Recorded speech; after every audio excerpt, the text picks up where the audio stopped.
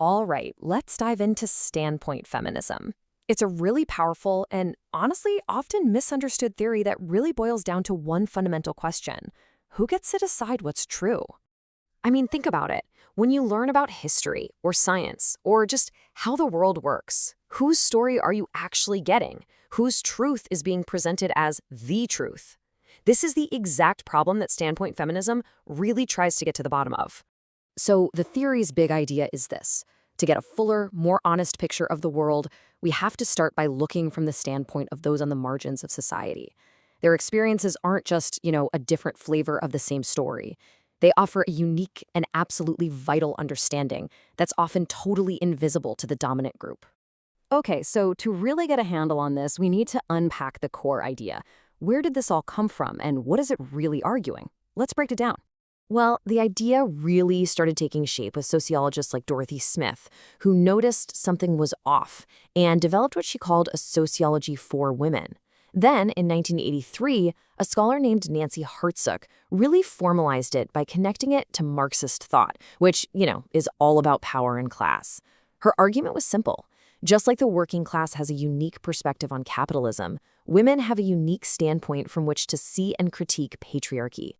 So, the most crucial point is this. Because the lives and social roles of subordinated groups are so different, they literally see the world differently. And we're not just talking about a minor tweak here. We're talking about a point of view that can completely upend what everyone else just accepts as common sense or conventional wisdom. Now, this next part is probably one of the most important distinctions to understand about the whole theory. It makes a really sharp difference between having a perspective and achieving a standpoint. They are absolutely not the same thing. So here's the deal. Anybody can have a perspective. It's pretty much your default view, right? It's based on where you sit in society. But a standpoint, that's a whole different ballgame. It has to be earned. It's something that grows out of collective political struggle and a deep critical awareness of how power structures are shaping what we think of as reality. It's an active, conscious position, not a passive one. In other words, a standpoint isn't just handed to you because you happen to belong to a certain group. No. It is an achievement. It's the result of hard work, of analysis, struggle, and learning to see beneath the surface of things. And this leads to a really fascinating concept called strong objectivity, which comes from the philosopher Sandra Harding. Now, we usually think of being objective as being neutral, right? Kind of detached. Well, Harding completely flips that idea on its head. She argues that if you start your research from the lives of marginalized people, you actually produce more objective knowledge. Think about it. A study on workplace conditions that only asks the managers, it's going to miss a ton. But a study that starts with the experiences of the janitors might uncover hidden safety issues or unfair pay practices, giving you a much fuller and therefore a more objective picture of that workplace. But, the theory itself wasn't perfect. It had to evolve. The rise of Black feminism, for example, was so important because it challenged and deeply enriched that original idea of what a standpoint could even be. So, what was the problem? Well, early standpoint theory sometimes talked about the woman's experience, as if all women are the same. But come on, the experience of a white, wealthy woman in one country is going to be worlds apart from a Black, working-class woman in another. That was a huge oversight, and it really needed to be addressed. This is where Black feminist thought comes in. It argued for a standpoint created specifically by and for Black women. It really drives home the idea that identities are intersectional. You can't just separate race from gender from class. They're all tangled together.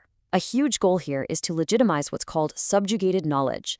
These are ways of knowing that have been ignored or flat out dismissed by the mainstream, and then to use that knowledge as a tool for real empowerment. Sociologist Patricia Hill Collins gave us this brilliant concept to explain this unique position, outsiders within.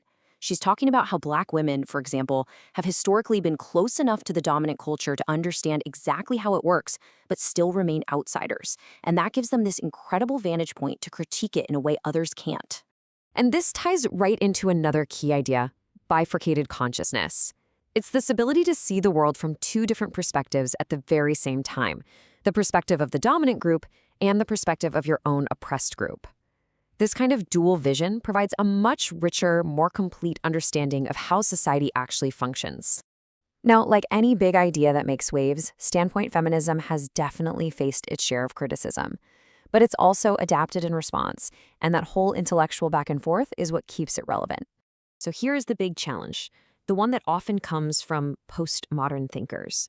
If everyone's experiences are so incredibly varied by race and class and culture and sexuality and time, can we really talk about a single women's experience or even a single Black women's experience? The argument basically is that life is just too messy and complicated to lump huge groups of people into one category. Anytime you try to create one single unified standpoint for millions of people, you risk erasing all the crucial differences that make their individual experiences what they are. So how did the theory respond to this? Well, it got smarter. It became more nuanced. Instead of talking about one single standpoint, theorists developed this idea of a matrix of domination. It's a framework that recognizes you can't just look at one form of oppression in a vacuum.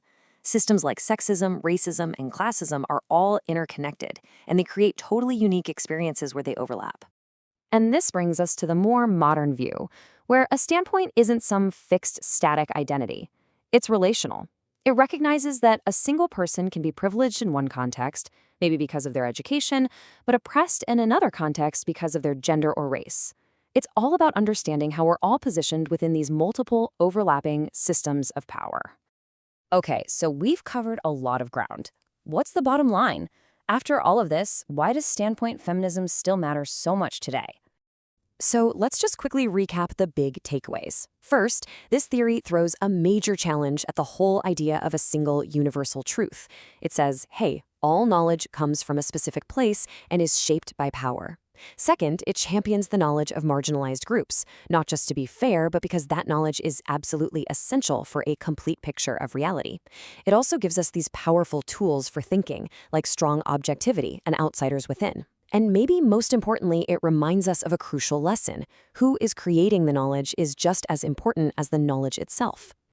And that really leaves us with one final big question to chew on. If we really take this theory seriously, what new ideas, what new solutions, what completely new ways of seeing our world become possible when we make that conscious choice to start listening from the margins?